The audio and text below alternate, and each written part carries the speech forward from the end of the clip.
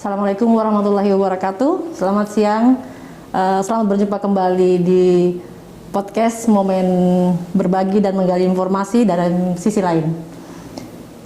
Hari ini kita kedatangan tamu Bapak Dandim 1409 Goa, Bapak Letkol Infantri Prasetyo Ariwibowo.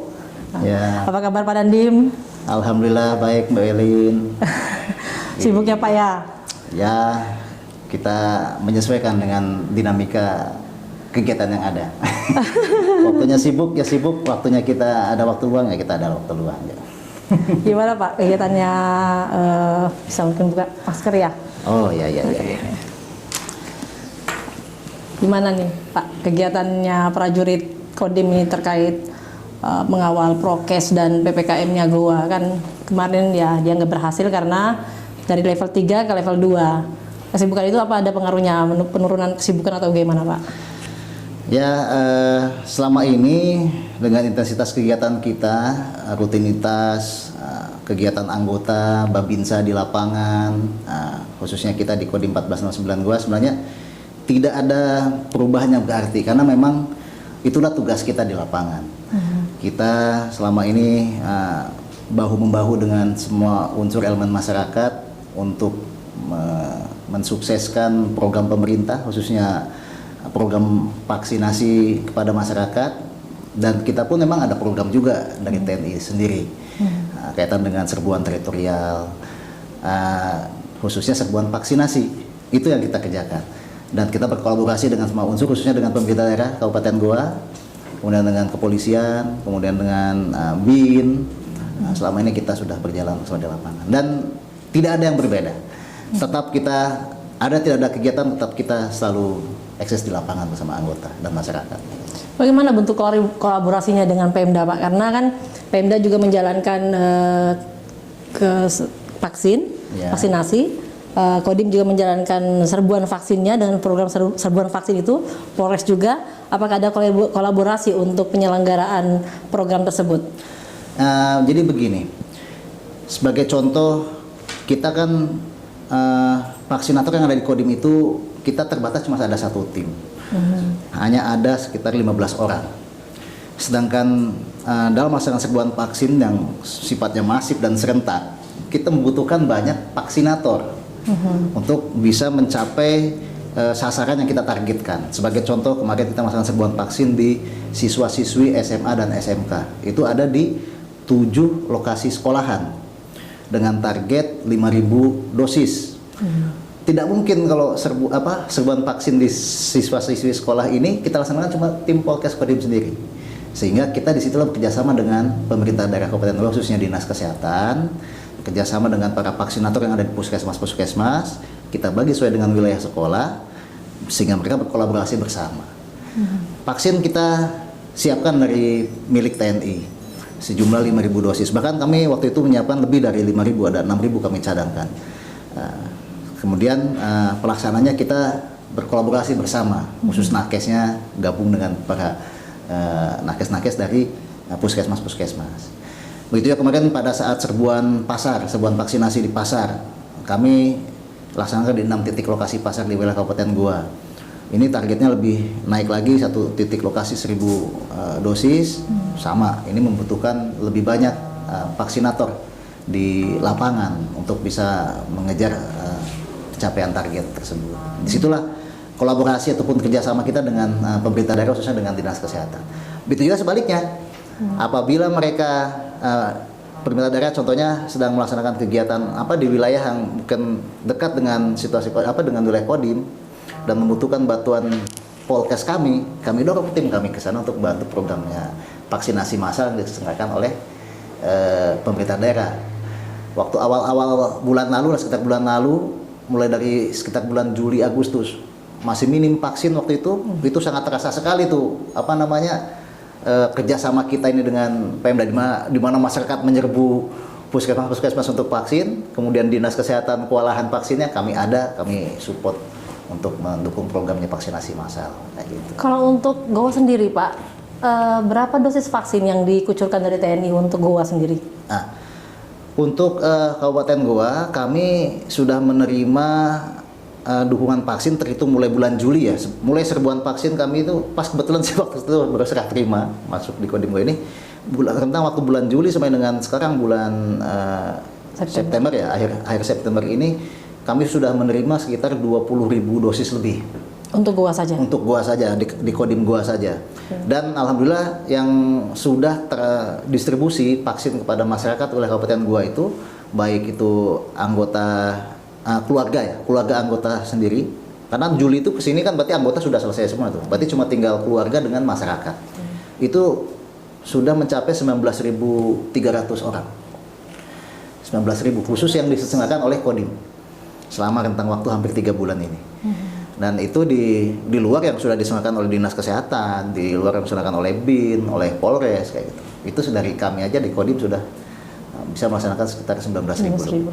Dan saat ini kami masih ada stok vaksin baik itu AstraZeneca, kemudian ada Sinovac ataupun CoronaVac. Kami sekitar minggu ini kami masih punya stok 2.000 lebih lah, hampir 3.000 yang akan kami habiskan di minggu ini. Sesuai dengan program dari pemerintah Kabupaten Goa Pak Bupati untuk meningkatkan akselerasi pencapaian dosis vaksin di wilayah Kabupaten Goa.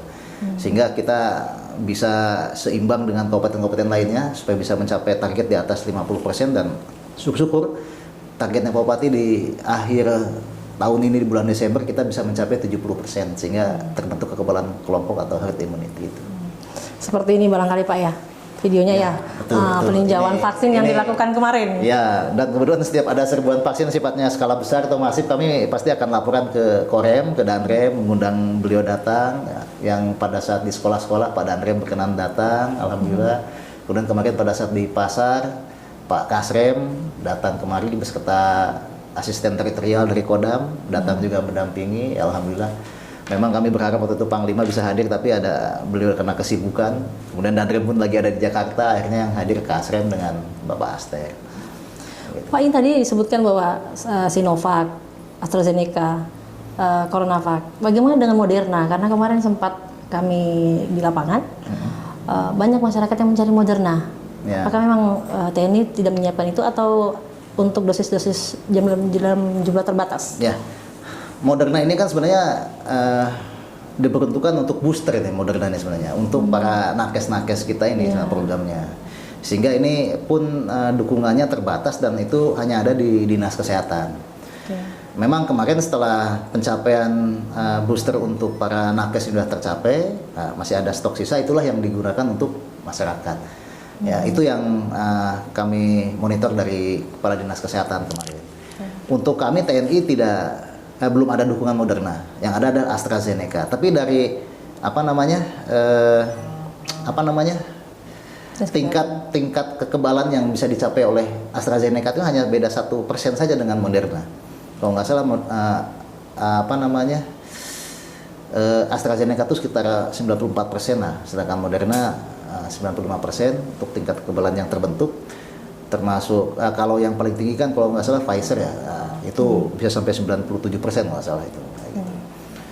Gitu. Tapi kalau untuk Sinovac dan CoronaVac itu sama tuh, yang selama ini sudah beredar luas pasaran. Memang dari tingkatan-tingkatan kekebalan tubuh yang dicapai itu memang itulah bedanya, reaksi dalam tubuh pun sama juga. Apabila menggunakan Astra ataupun Moderna pasti meriangnya dia agak lebih lah, karena kan reaksi dalam tubuhnya pasti akan lebih juga. Tapi kan hasilnya yang didapat kan mereka akan lebih terasa juga. Jadi tidak ada yang salah tidak ada yang berbeda dengan vaksin itu Pak ya. Memang awal-awal banyak beredar berita-berita ataupun yang salah ya, hoax gitu kan, katanya kalau vaksin itu nanti bisa sampai meninggal lah yang dan segala macamnya, kemudian yang komorbid, yang punya penyakit bawaan dan segala macamnya kalau di vaksin nanti pasti akan meninggal. Itu kan hanya berita-berita yang membuat ketakutan di masyarakat. Tapi alhamdulillah berjalannya waktu dengan kita laksanakan sosialisasi pada masyarakat, laksanakan pendekatan bersama seluruh unsur elemen di setiap kegiatan berkumpul atau kegiatan-kegiatan masyarakat ya, kita sampaikan, kita sosialisasikan. Ya alhamdulillah mereka sudah mulai sekarang sudah mulai sadar dan banyak yang mencari vaksin ini. Pak, itu kan serbuan vaksin tidak hanya untuk sebagai program yang berjalan secara kontinu. Terkait HUT-nya ini apa masuk dalam 19.000 tadi Pak? Menjelang HUT ini apa masuk dalam 19.000 itu? Ya, masuk dalam 19.000 itu karena kemarin kita untuk dalam rangka HUT ini kan kita meminta dukungan diperbanyak sehingga kita bisa main di angka 11.000 itu. 5.000 di siswa-siswi dengan 6.000 di pasar-pasar. Itu termasuk di dalamnya. Memang pelaksananya yang serentak 2 kali ini ada beberapa sisa dosis vaksin yang tersisa dan kita habiskan di kecamatan lain yang belum kita laksanakan. Contohnya waktu pas siswa-siswi SMA itu ada sisa kita arahkan ke daerah ketinggian, di daerah Tombolopao, kemudian di Tompobulu, kemudian terakhir kemarin serbuan vaksin pasar kita alihkan juga sisanya ke daerah Tinggi Moncong, di Koramil Tinggi Moncong kita mainkan. Jadi target itu pun tercapai semuanya, kita alhamdulillah. Jadi masih berlanjutan dengan program HUT TNI itu ya Pak ya? Iya, itu masih berlanjut karena masih ada beberapa waktu tersisa sebelum HUT TNI ya, kita akan kejar juga terus untuk. Jadi gaungnya untuk serbuan vaksin pelajar dan pasar. Nanti kita cari lagi nih, satu lagi momen lagi kita akan kita gelar serbuan vaksin lagi dalam HUT TNI. Mungkin kalau bisa di antara tanggal 2, 3 ataupun tanggal 5 nanti. Kira-kira ada objektif di mana Pak? Di mana ini mau diarahkan ini? Nanti akan kita sampaikan di event berikutnya supaya ini bisa jadi kejutan-kejutan lagi di HUT TNI ini untuk berikutnya. Pak, serbuan vaksin tadi Bapak menyebut ada serbuan teritorial. Itu seperti apa Pak konsepnya? Serbuan teritorial ini merupakan konsep dari TNI Angkatan Darat. Yang fokusnya adalah kegiatan bakti sosial atau bakti TNI kalau kita bilang, yang dimana kita melaksanakan kegiatan-kegiatan yang sifatnya membantu mengatasi kesulitan masyarakat. Dan dalam serbuan teritorial ini, khususnya dalam rangka HUT TNI, kita ada program bedah rumah atau rehab rumah, itu rumah tidak layak huni atau RTLH. Dan alhamdulillah kita di Kodim Goa, ini program di Kodam 14 Hasanuddin hanya di 2 Kodim saja dilaksanakan, hanya di Kodim Goa dengan di Kodim Makassar. Dan masing-masing kita dapat 8 unit rumah untuk kita programkan, dicari masyarakat yang memang tidak layak rumahnya untuk ditinggali, ditempati, kemudian kita laksanakan bedah rumah dan kita bangun rumah tersebut untuk bisa layak ditempati. Itu program RTLH. Ya, ini yang kita selenggarakan di di setiap koramil. Kebetulan kami ada 8 koramil dan karena kami dapat 8 unit ya kami bagi satu koramil satu unit rumah. Silakan cari yang paling layak dan memang paling bisa untuk diprogramkan dalam RTLH ini. Sasarannya apa saja Pak? Yang tidak mampu ini seperti apa? Yang jelas masyarakat tidak mampu. Kalau dia tidak mampu kan pasti rumahnya pun banyak yang tidak layak kan untuk dihuni, mungkin yang sudah sangat rusak dan segala macamnya. Kemudian ada juga veteran. Programnya adalah veteran dengan masyarakat yang tidak mampu. Veteran pun ada juga beberapa yang masih tidak layak untuk tempat tinggalnya, ya itulah yang kita programkan untuk kita bangunkan bedah rumah ini. Itu yang teritorial? Ya. Kemudian ada juga nanti kami akan laksanakan pendistribusian paket sembako kepada masyarakat. Kami sudah siapkan 5.000 paket sembako, dukungan dari TNI Angkatan Darat yang dilaksanakan oleh Kodam dan diserahkan ke Kodim. Memang ada beberapa titik wilayah yang mendapat program pembagian sembako ini, hanya ada di 7 wilayah yang dapat, salah satunya di wilayah Kabupaten Goa. Itu. Insya Allah nanti ini akan kami laksanakan secara serentak di tanggal 5 Oktober sebagai hadiah TNI ya kepada masyarakat wilayah Kabupaten Goa di pas hari ulang tahun. Nanti akan kita selenggarakan secara serentak di seluruh wilayah Kabupaten Goa. Termasuk penyerahan rumah ini barangkali pada saat hariannya. Target pelaksanaan rehab rumah ini itu tanggal 4 selesai, sehingga tanggal 5 nanti akan kita serahkan kepada pemiliknya untuk bisa ditempati. Pak, ini dari 2 programnya TNI kan selalu ada kata serbuan. Saya tertarik dengan kata serbuan, Pak. Apakah memang serbuan itu identik dengan TNI dengan lorengnya atau bagaimana? Karena Pak mesti pakai kata serbuan itu maknanya seperti apa sih, Pak? Ya.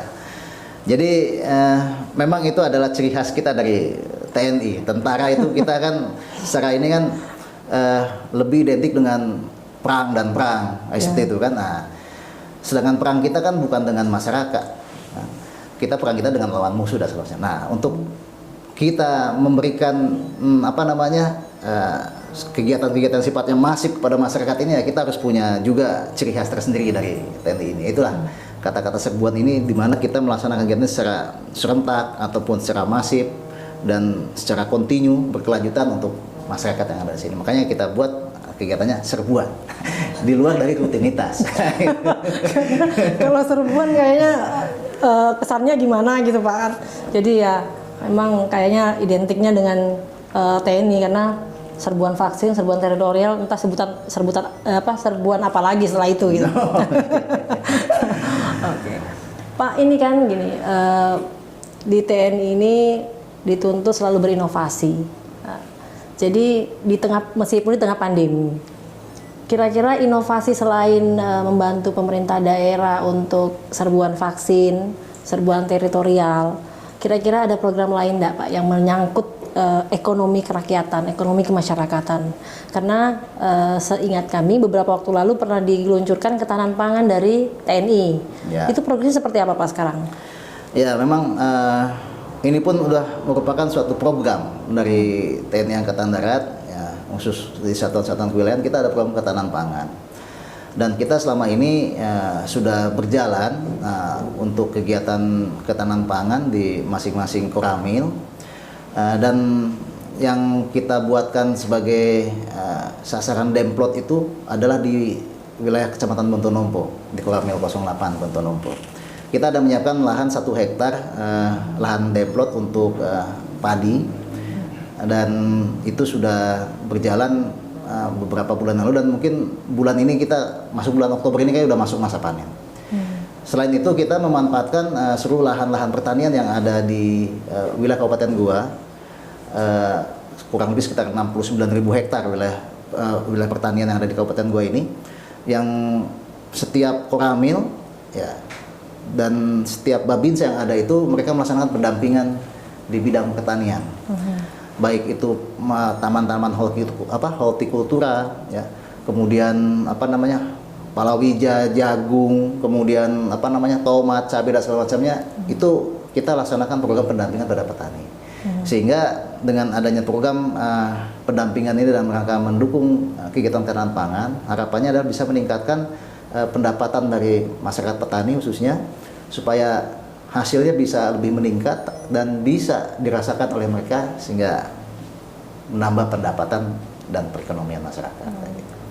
Itu dari sisi pendampingan itu Pak, ada strategi, mungkin ada edukasi, ada sosialisasi enggak yang dilakukan oleh Babinsa kepada masyarakat? Ya, kita bekerja sama juga dengan para petugas penyuluh lapangan, ya, PPL yang dari Dinas Pertanian. Kita memberikan semacam penyuluhan bagaimana penentuan bibit, bagaimana pengolahan pertanian yang baik, yang benar. Mungkin selama ini ada tradisi-tradisi yang masih salah di masyarakat, contohnya nanam padi yang selama ini modelnya ditabur kayak gitu kan. Harapannya supaya bisa lebih banyak. Padahal itu kan salah prinsip itu. Padahal kalau kita tanam di tancap satu persatu seperti ini, misalnya mungkin satu rumpun ini cuma isinya 2 atau 3 batang padi, itu nanti hasilnya akan lebih menghasilkan. Nah, itu seperti itu contohnya pendampingan. Jadi mungkin selama ini masyarakat yang hanya ala kadarnya bertani secara tradisional, ya kita mulai perkenalkan dengan teknik-teknik pertanian yang modern. Kerjasama dengan dinas-dinas terkait seperti Dinas Pertanian, para petugas-petugas penyuluh lapangan di dalamnya seperti itu. Termasuk mungkin pendampingan pada saat panennya itu ya Pak? Oh ya betul, itu pendampingan itu mulai dari proses tanam, pemeliharaan sampai dengan nanti panen. Nah, itu yang kita laksanakan pendampingan. Ini selain Pak Dandim ini kan saya mau menggali dari sisi lain Pak lagi. Tentu berbeda. Kemarin kan Pak Dandim ditugaskan sebagai komandan batalion. Yeah. Sekarang ditugaskan sebagai komandan Kodim dengan bidang tugas yang tentu berbeda, Pak. Itu konsep perubahan pola kepemimpinan seperti apa sih, Pak? Dan apa yang menjadi hal yang tersulit dari kedua tugas itu? Memang dari bidang tugasnya berbeda. Dimana kalau di batalion kita lebih kepada berlatih untuk kesiapan kemampuan prajurit supaya dia siap dioperasionalkan, siap digerakkan kapanpun apabila ada permintaan pasukan, baik permintaan untuk operasi, baik operasi di perbatasan, operasi pamrahwan dan segala macam sampai dengan berangkat ke penugasan luar negeri. Kalau di sini kita lebih operasi pada operasi kemasyarakatan. Kita selain kita membekali anggota kita dengan kemampuan-kemampuan sebagai babinsa dengan berbagai macam tuntutan tugas dari kewilayahan yang ada, kita pun di sini membina masyarakat juga. Jadi ada tambahan selain membina anggota, kita membina masyarakat juga. Dan memang itu dua tugas yang seperti dua mata pisau yang bertolak belakang, di mana kita apabila kita berhadapan dengan masyarakat ya kita harus bisa lebih humanis, ya, tetap dengan tidak mengesampingkan masalah disiplin, kemudian kita harus bisa lebih fleksibel dengan bicara apabila dengan masyarakat, dan kita bawa anggota dengan masyarakat pun kita berbeda dengan kita bawa pasukan. Kita harus tegas, kita harus keras. Memang tetap pada prinsipnya tetap unsur-unsur itu tetap harus kita ada. Cuma kita lebih mengedepankan segi persuasif, lebih humanis, sehingga itulah yang harus kita munculkan di sini selama saya Komandan Kodim. Senang berkenalan dengan Pak Dandim, bisa datang ke studio kami. Mungkin ya, lain kali kita bisa hadir dengan pembahasan yang lebih berbeda, karena ini konsepnya menjelang HUT, jadi kami undang Pak Dandim untuk memaparkan tetap sehat menjaga NKRI, Pak. Ya.